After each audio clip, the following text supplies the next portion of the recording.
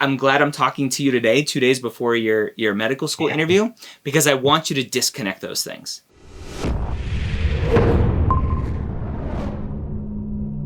Welcome to Application Renovation, Season 3, Episode 4. How are you doing today? Good. How are you doing? I'm doing excellent. I'm excited to dive into your application today. I think you've been on one interview and have one more interview coming up. Is that correct? I haven't been on one yet, and I just None have yet. one coming up this Wednesday. One coming up this Wednesday. Awesome.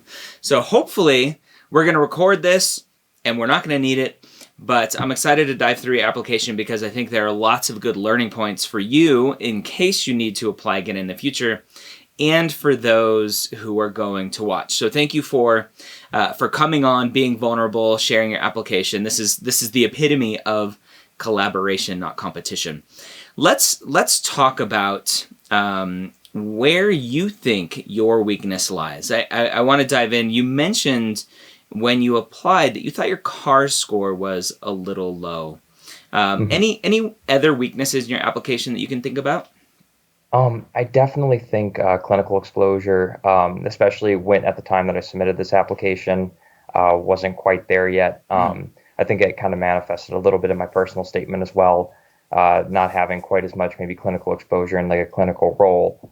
Other than that, I would definitely just say maybe the way I portrayed myself in some of my activities, and just trying to really, bring out more of like the storytelling aspect that I've been seeing that you really, really are high on. So I think that's a couple of areas that I can improve. Yeah, no, I'm glad you mentioned that last one because I think that's going to be the biggest learning point looking at your application where we can focus on your story a little bit more. So let's go ahead and dive right in. Sound good?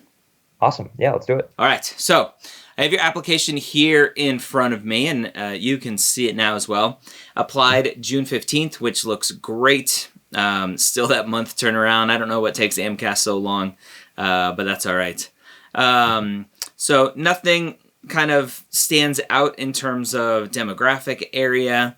Your grades kind of started off a little bit rocky with a lot of B's compared to A's, but then you picked it right back up and you finished. I marked here on your application, nice solid 393 your senior year, bunch of credit hours, which is great.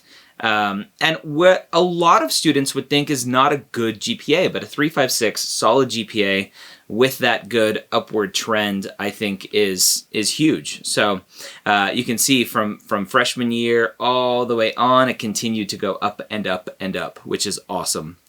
Solid all other GPA and a really good, just kind of good total cumulative GPA. So good job with that.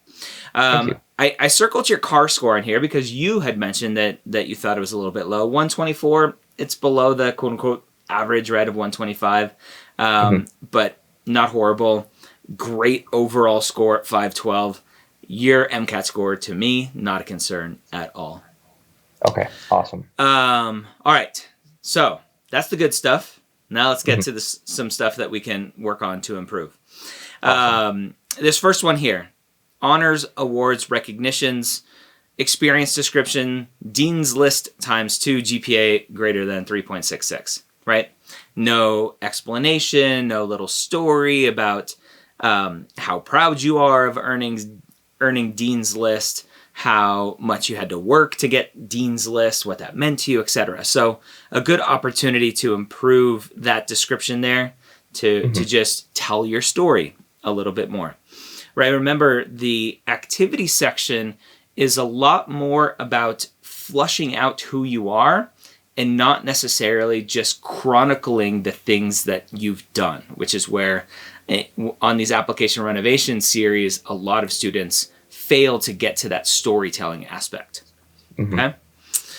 So we get to teaching, tutoring, teaching assistant, good amount of hours, spanning several months.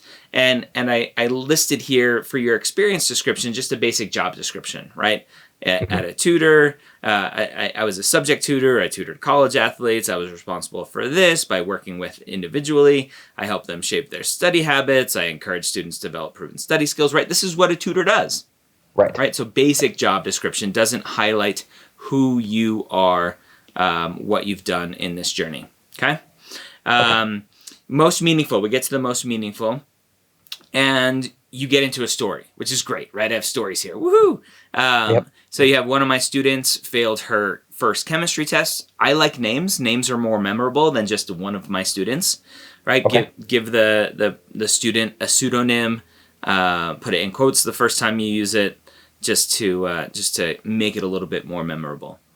During the session, we identified poor study habits that she had developed. Again, a little bit more generic, so trying to tell that story, be as specific as possible when you are getting into these stories. She implemented better study habits, her scores improved. Great. Awesome. Right? You're showing impact. A little bit short of a story, a little bit less impact than it could have been. The more specific you get, the more impact it potentially can show. So just a chance to improve that a little bit. But then you do a good job with that story, and then you have a little bit of another story here, right? But it doesn't really change anything or add anything. It's just like, oh, let me throw in one other quick mention. So it seems like a little bit of a token story here just to fill out the character count. And a lot of students love these types of statements. I learned that I greatly value the ability to help people reach their own potential. To me, this seems like you are now tying it to medicine. I'm going to be a great physician because I love helping people reach their potential. And that's what physicians do. Therefore, you should hire me. You should accept me, right? That's what that feels like to me. I'm assuming that's what you were trying to do there. And it's just a very common mistake of now let me transition to the sales pitch, okay? And any seasoned application reviewer will see right through that and know exactly what you're trying to do and just ignore it, okay? Same thing here at the end are these sales pitches, which I don't like, right? Led to further development of my collaborative problem-solving skills. To be a good physician, you need collaborative problem-solving skills because being a physician is a team sport, blah, blah, blah, blah, blah, right?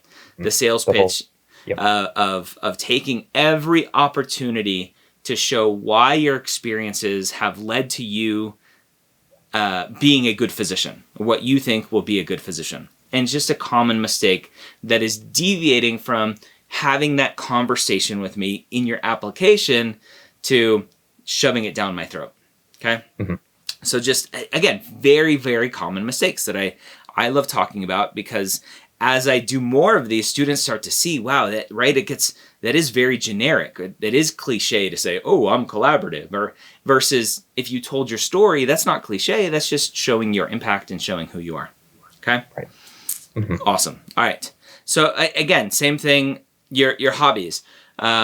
You took what could have been just a great story of running a marathon and the struggle of running a marathon and how miserable that is and how crazy you have to be to want to run 26.2 miles, blah, blah, blah, right? And just you could have had some fun with it, right? What do you like to listen to on your run? Or what mile do you usually bonk and you need to get your second wind, right? Just fun things that lean into who you are. And you took it to the sales pitch, right? It required hard work and dedication, right? It served as a learning experience for my future career, right? Just, it didn't need to go there. It took away from where you could have gone. Same thing, right? Research led to a greater appreciation for the importance of research that informs medical treatment.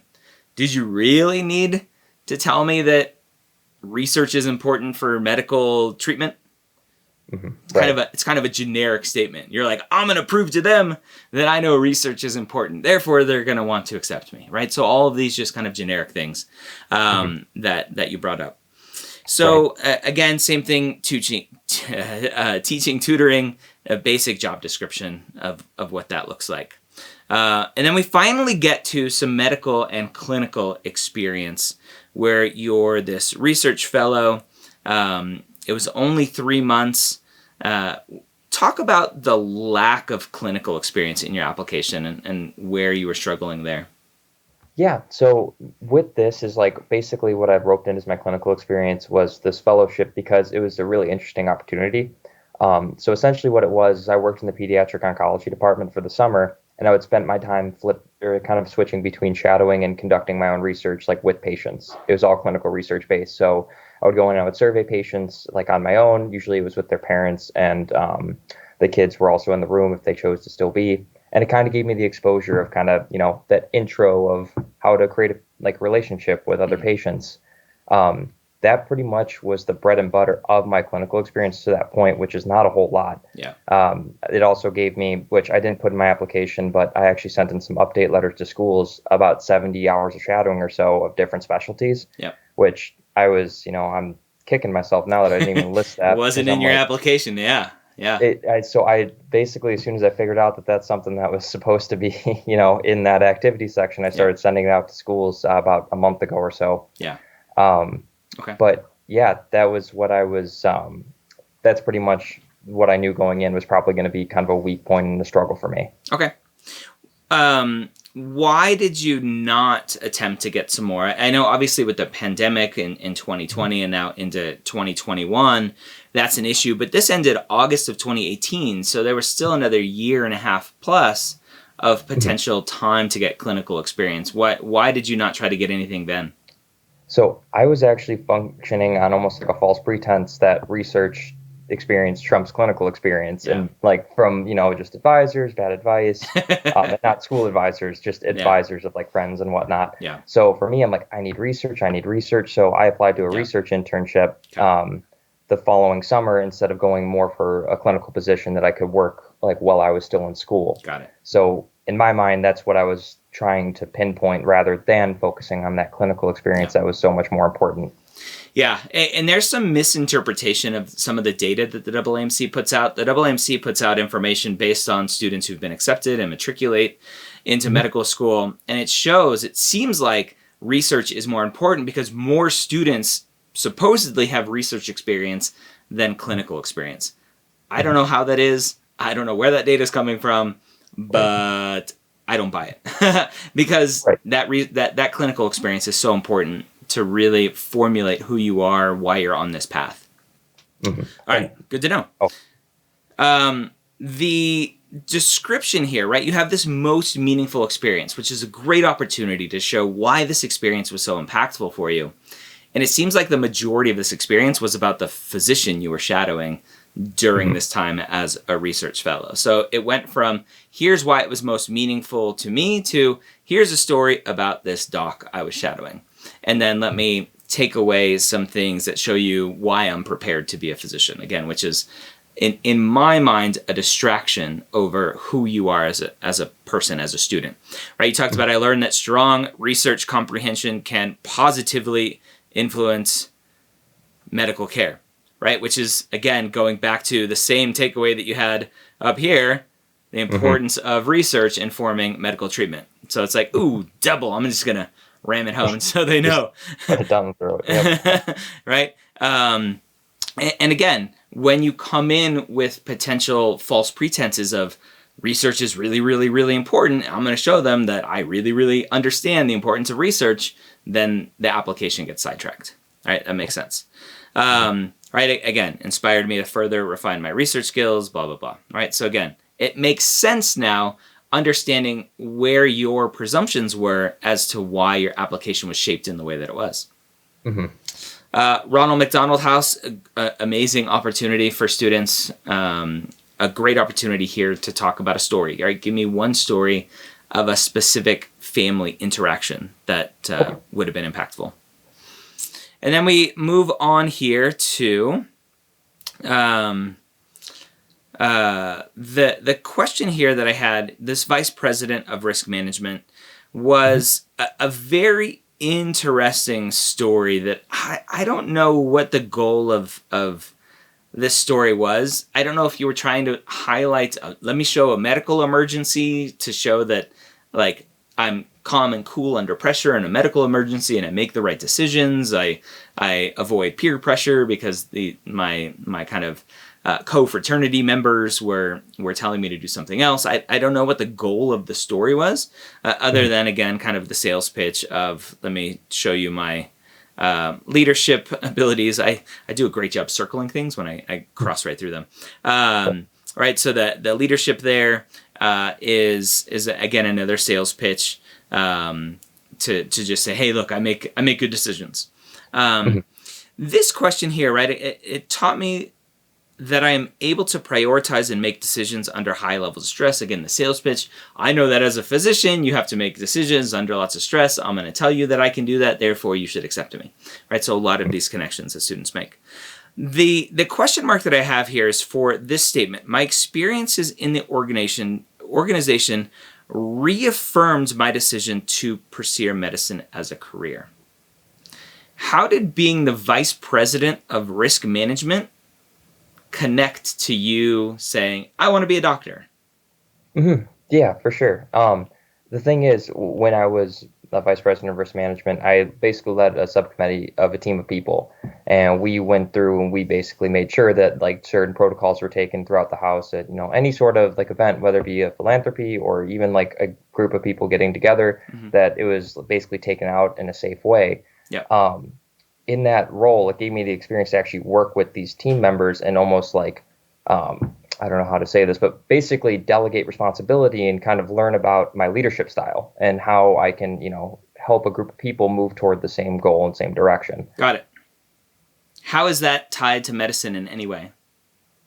Because doctors have to they are, managing right? people's treatment plans. Yeah. So the fact that you quickly went to, because as a doctor, blah, blah, blah, right? That's where I think your mindset is so tied to, I need to transition everything to medicine, tie everything to medicine, that I'm glad I'm talking to you today, 2 days before your medical school interview, because I want you to disconnect those things, right? Okay.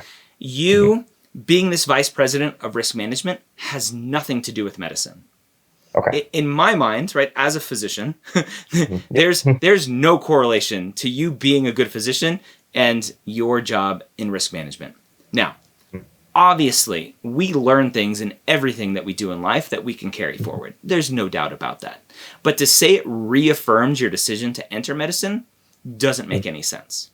Now, I see where you're coming. If you were asked, talk to me about this vice president of risk management and how do you think that's going to help you as a physician? Now you can make those connections because you're specifically being asked to tie these two things together, right? But for you to make that connection on the face of it just doesn't make any sense, right? And I think, again, this is an opportunity with good stats, a great MCAT score. I think you lost a lot of opportunities to flush out who you are to get more interview invites. I think you should have gotten more interview invites, but your activity section failed to connect with that person reviewing your application. Okay? I agree. Yeah, thank you. Yeah. So just for your interviews, same thing. Don't take every opportunity to connect everything to medicine. Just answer the question without switching it like a politician and go, okay, and now let me tell you why that's going to make me a good doctor, unless they specifically ask you to tie it together for them. Got you. Just much more of who I am as a person, much rather than what my goals are in life. Exactly. You got it. Right. So again, camp counselor, again, focused on safety, well-being, very similar to the vice president of risk management, which is great. You have this community service volunteer, welcome week leader. I love this one, but not selling. Yes, right. The first time that I didn't feel like you were trying to pitch me something. And so I was able to read it and just connect with it on its face value, which is great. Okay. All right. Awesome. Well, one out of yep. That's okay. So the biggest takeaway for me getting through your activity list is just, again, I still don't understand a lot about who you are as a person. I just know that you want to sell me these things. So again, very common mistake. And then the lack of clinical experience. I want to get to the personal statement to say, to see and read, okay, they've laid out all of these experiences. I don't see any shadowing. Maybe it was a mistake or an oversight. Maybe they thought if they talk about it in their personal statement, they can leave it out of their activities, right? A lot of these common thoughts on how applications are put together. But then we get to the question, why are you wanting to be a physician, which is what the personal statement's for. And hopefully we can get to a point where even though there's a little bit of a lack of clinical experience, it all comes together in the personal statement. So we get to your personal statement. Unfortunately, as we'll read through it, I think there was, again, a missed opportunity to really focus in on who you are. So you tell this story. It looks like you're having some issues, right? Vertigo, vision loss, migraines, daily basis, 2 years since my concussion, right? So again, I'm picturing this. Great job having a wife who's a concussion specialist. I feel you. I know what you're going through, right? Not personally. Luckily, I don't think I've ever had a concussion, but I hear all the stories that she comes home with as a concussion specialist. And so you talk about seeing this top neurologist, and then you deviate into what I took away, and maybe I'm a little biased reading this, but I took away some negativity here of like, this doctor wasn't able to help me, they were miserable, they couldn't fix me, they didn't know what's wrong, they just told me everything was normal, right? That's what I took away from it, and I'm going to step back and go, maybe that's just a little biased because don't bad talk doctors, right? But by the time we arrived home, I came to the realization that I needed to become a better advocate for my health in order to find the treatment that I felt I needed. Each of these stories that you tell in your personal statement should connect why you want to be a physician. And so you saying I need to be a better advocate doesn't tell me anything about you wanting to be a physician. Right. Okay. I just get to that conclusion of you didn't think the doctor was a good listener, you didn't advocate for yourself enough, whatever, right? But the biggest thing is it didn't connect to why medicine. You tell the story of doing some research, again, trying to advocate for yourself, talking to lots of people, and then you talk to this neuromuscular physiotherapist heading MMTR. I don't know what MMTR is. I Googled it. It looks like it's like a rehab center in Canada, if I'm not mistaken, which physiotherapist is not a U.S. term, so that made sense that it was out of the country. But this was, again, a little bit of a red flag for me. Because physiotherapists, I think, just translate to physical therapists here in the States, a very similar kind of career path. And so now you're saying, I want to be a physician because I was helped by a physical therapist, right? And I'm like, well, wait a minute, that doesn't seem to connect. So I'm going to keep reading, but that's what's going on in my head at this moment. Okay. And so you talk about going through your trials and tribulations of treatment and healing, which is great. So, right, decreased headaches, vision loss, vertigo, etc. All great. Returning to daily activities. And then you say, this experience of working sparked my interest in medicine. And now I'm questioning, where did this interest in medicine come from? Was it specifically working with this physiotherapist? I don't know. Because I was told earlier the story of wanting to advocate for yourself more. And so now I'm a little bit lost in kind of your journey to medicine, why this is important for you. So just a little bit of a timeline issue, just clarifying kind of the steps of the process. And again, I want you to do this for your interview on Wednesday. When they ask, why do you want to be a doctor? You can kind of flush out that timeline a little bit more. Well, originally I didn't want to be a doctor, but then I had some health issues. I went to physical therapy for some concussion, lingering concussion symptoms. And it was really the physical therapy where I started to think about how everything was put together and blah, blah, blah, blah, blah, that led me to want to explore this. That would make a lot more sense to me. It would be a little bit of a cleaner path to get to where you are now. And if you don't mind, could I just ask a follow-up question regarding that?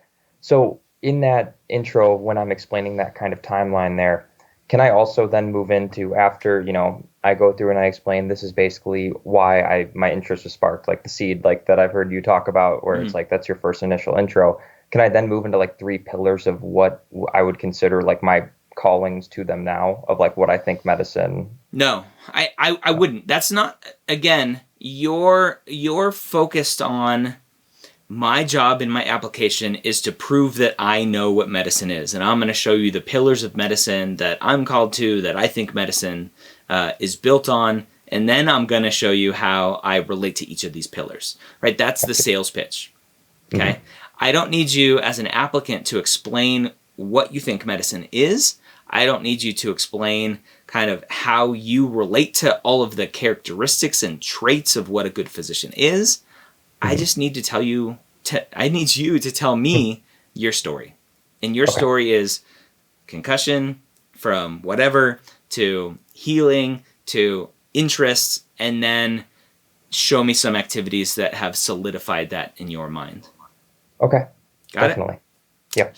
All right. So then we get to, I think, where your personal statement falls off, and I strictly blame it on just a lack of clinical experience.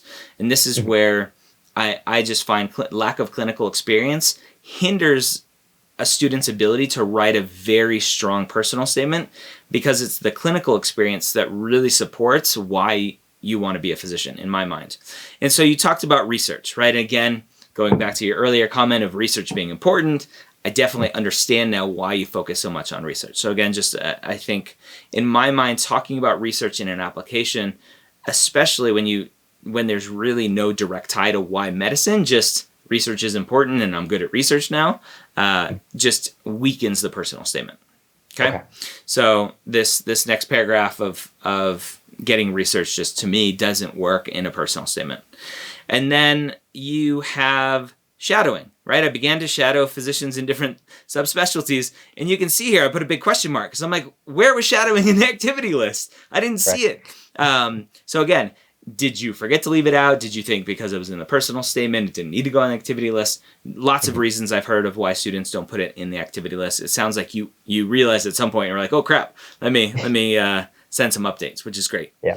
And then we get to something that to me potentially, and again, it's one person's point of view. I read it to my wife last night and she was a little bit turned off by it. Was I think what you were trying to show here is empathy of, right, dealing with this patient, which is great. You tried to get into a story.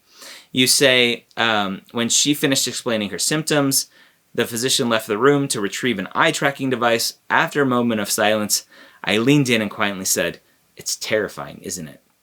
And to me, I don't know why, I like horror movies. I read that in a creepy voice. And I'm like, it's terrifying, isn't it? Right? And I read it to my wife and she's like, yeah, I think that missed the mark. Right? Again, I think you were trying to show empathy of like, I'm connecting with the patient. I'm empathizing with the patient. I've been in your shoes. I understand. And I think that statement just missed the mark. If a reader read that and they're turned off, they put it aside and move on. Again, one person's point of view, but I would potentially avoid that in the future and really just pick your words carefully next time. Again, I liked what you tried to do. I think you just missed the mark. Okay. And then we get to your conclusion. And you say here, my experiences have given me a unique perspective on patient-provider interactions. Again, very common thing for students to write about is I'm unique, right? I'm the only student applying with 60,000 students applying to medical school who's had a concussion, has had kind of post-concussive symptoms, and therefore I understand what it's like to be a patient and needing to advocate for myself. When students try to do that, I want you to change that language and put most or more or the only in that sentence and see if you think it's still a good thing to put there, right? If we do that here, you say, my experiences have given me the only unique perspective on patient-provider interactions, or, right, the best unique perspective on patient-provider interactions. And then it's just seems a little arrogant, right? When you exaggerate it. And you're like, well, maybe I don't need that because it's not really unique. I mean, it's unique to me and it's your story, but to claim like you should accept me because I've been a patient, then I think it's just missing the mark. And use your stories above to really focus on why it's motivating you to be a physician. Okay. I will work with my patients to create effective, sustainable treatment plans. Great, solid statement there, right? What do you hope to accomplish? That just paints this picture of you being a great physician, which is good. I will listen attentively to my patients, acknowledge their unique illness experience, and empower them to take an active role in improving their own health.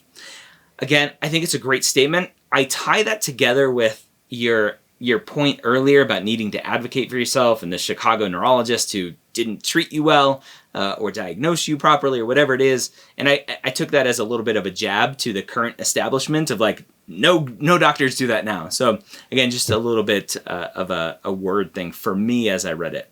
Yeah, no, and if you don't mind if I comment on that quick, I had some other perspectives too, because I was, after a couple months of hearing nothing, I was like, I really want to see how I can improve and like, where I went wrong. And that was one of the big ones that I got, was that it came off in a way that I wasn't intending, like, a jab at, like I'm taking a jab at the place I'm applying to. Like, that's not good. Yeah. So I was happy to get that feedback. And I actually went through and totally rewrote my personal statement. Great. With the help of a pre-health advisor and with my new clinical experience. And has a different tone to it now. Awesome. So okay. Just in case. Good. All right. And then looking at your school list, I did something a little bit different for this episode, and I just kind of labeled private versus public. Obviously, public schools are going to be harder depending on your state residency.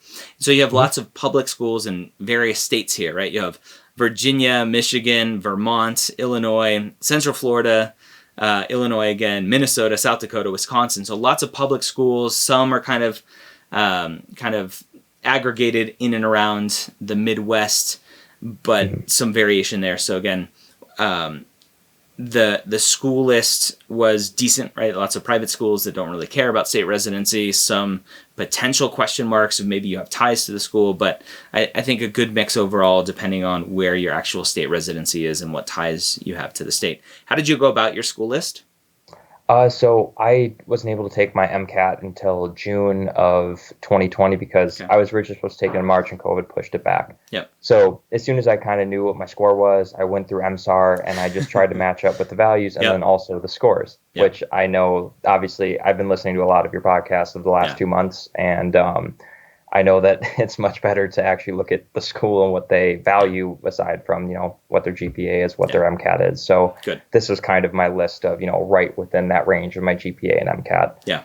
And it's just a common, in my mind, a very common mistake of like, let me go to the MSAR, let me move those sliders to my MCAT, my GPA, and there's my school list, right? Which is what the MCAT is there. The MSAR is just not for, in my mind. Right, find those schools where it's a good fit from a mission standpoint, a vision standpoint, where you want to be, the curriculum, everything else. And then when it comes to why do you want to come to this school, now you have a solid foundation to talk about and really be enthusiastic about, instead of, well, the MSAR told me I fit your stats, so I applied here. Right. Awesome. So again, I think solid stats, just missed on the story and connecting who you are.